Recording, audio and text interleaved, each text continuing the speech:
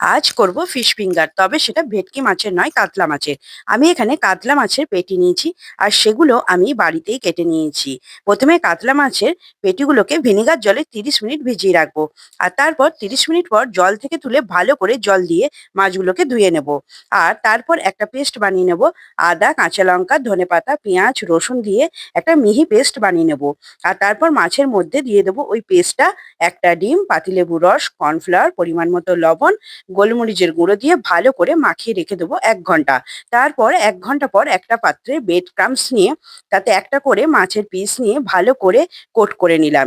এই রান্নাটা খুব সহজেই হয়, কিন্তু খেতে হয় অসাধারণ।